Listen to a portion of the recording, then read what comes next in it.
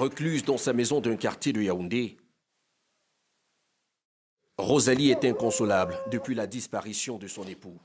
Moïse, 65 ans, ancien commercial à la retraite, était allé encourager l'équipe du Cameroun face aux Comores lors des huitièmes de finale de la CAN.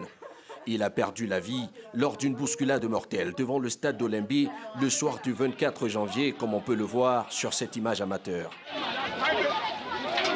Mon mari, il n'était pas seulement mon mari, il était mon copain, mon ami, mon tout. Il est parti au stade 7. Lui et moi, on s'est vu le matin. Mais je ne l'ai plus revu jusqu'au jour d'aujourd'hui, à cause du football. L'accident a fait plusieurs morts et des dizaines de blessés. Des blessés pris en charge dans plusieurs hôpitaux de Yaoundé, comme celui-ci, quelques kilomètres plus loin.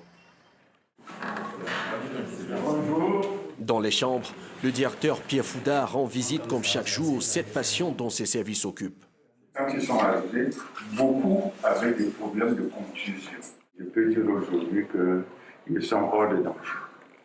Hors de danger, mais pas encore remis du traumatisme de cette bousculade. Cette victime qui a requis l'anonymat se souvient. Lorsque ça s'est passé, on m'a marché dessus. Il y avait le ventre au sol, le dos étalé, il y avait des gens qui marchaient sur moi. Et j'étais étouffé. Le drame soulève désormais de nombreuses interrogations, notamment sur la responsabilité de la sécurité à l'entrée du stade d'Olimbé. Un stade autour duquel des Camerounais comme Moussa viennent se recueillir. Lui a perdu une amie. Il souhaite désormais que justice soit faite. C'est un choc, véritablement. C'est un choc. Surtout qu'on a l'impression qu'il y avait tous les moyens pour éviter cela. Ce n'était pas une fatalité. Ce n'était pas quelque chose d'imprévisible. Selon les autorités, une enquête est en cours pour établir les responsabilités lors de la tragédie. Les matchs de la compétition dans le polémique stade d'Olimbé ont été suspendus jusqu'à nouvel ordre par la CAF.